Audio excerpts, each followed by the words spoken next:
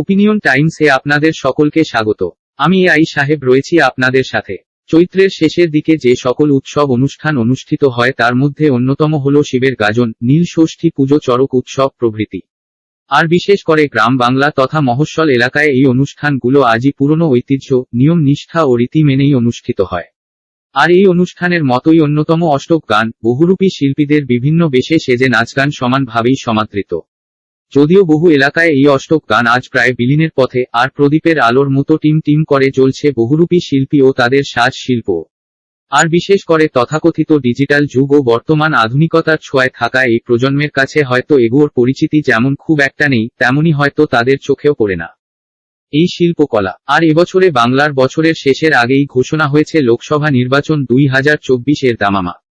ফলত চৈত্রের উত্তাপের সাথেই পাল্লা দিয়ে চলছে রাজনৈতিক উত্তাপও। আর এরই সন্ধিক্ষণে শুক্রবার ছিল নীল ষষ্ঠী ও শনিবার চড়ক পুজো সহ চলছে গাজন উৎসবও।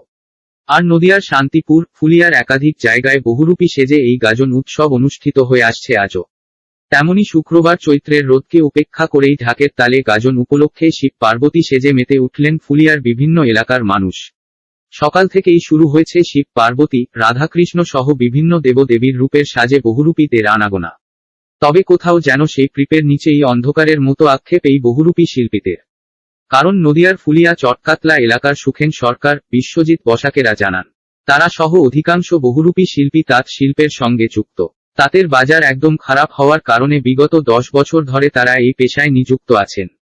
তারা আরও জানান, প্রতিবছরই এই চৈত্র মাস উপলক্ষে গাজন উৎসবে তারা এই রকম বহুরূপী সেজে নৃত্য, অভিনয় পরিবেশন করে।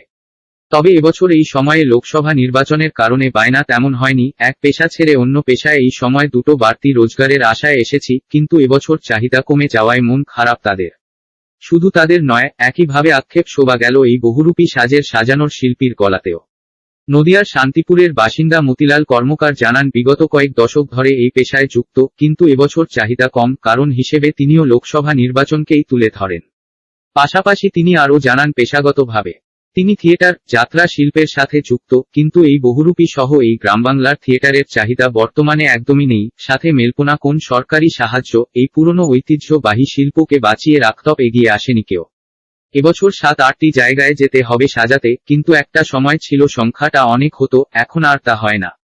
তবে অল্প হলেও এদিন তীব্র দাবদাহের মধ্যেই ফুলিয়া সহ বিভিন্ন এলাকায় দেখা গেল এই গাজন উৎসবক মেতে উঠতে স্থানীয়দের। পাশাপাশি মাঝে মধ্যে ওই জীবন্ত দেবদেবীকে দেখা গেল প্রচণ্ড প্রখর রোদে হাত থেকে কিছুটা স্বস্তি পেতে পাখার বাতাস খেয়ে নিচ্ছেন কোথাও, বা ঠান্ডা পানীয় জল খেয়ে বিশ্রাম নিতে। তবে তথাকথিত ডিজিটাল যুগ বা আধুনিকতার ছোঁয়ায় যতই মানুষ নিজেদের এগিয়ে নিয়ে যাক, নদিয়ার পুরনো ঐতিহ্যকে যে আজও শান্তিপুর, ফুলিয়ার মতো এলাকার মানুষ বাঁচিয়ে রেখেছে এটাই বড় পাওনা। তবে ভবিষ্যৎ প্রজন্ম কতটা এইভাবে ঐতিহ্যকে ধরে রাখবে এটাই এখন প্রশ্ন। 10 বছর হয়ে গেল। কি কারণে এটা সাজা?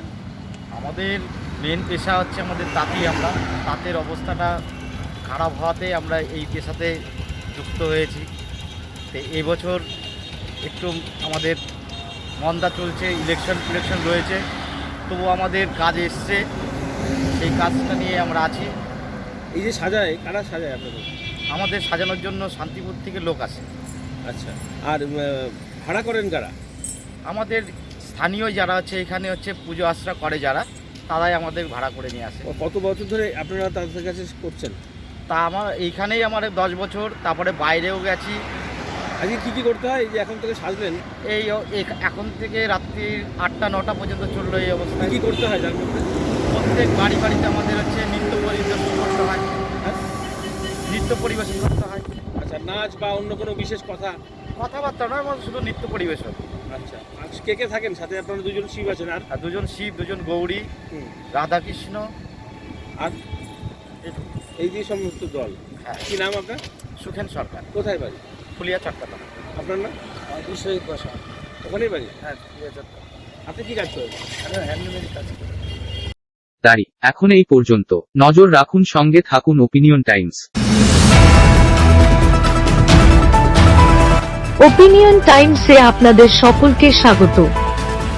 পশ্চিমবঙ্গে এই প্রথম বাংলা নিউজ পোর্টাল। আমি AI দিয়াসিনী, আর আমার সাথে আছে আমি AI আদিত্য। রাজনীতির ডান থেকে বামের সব খবর আমার সাথে। আমি AI ঐশানী।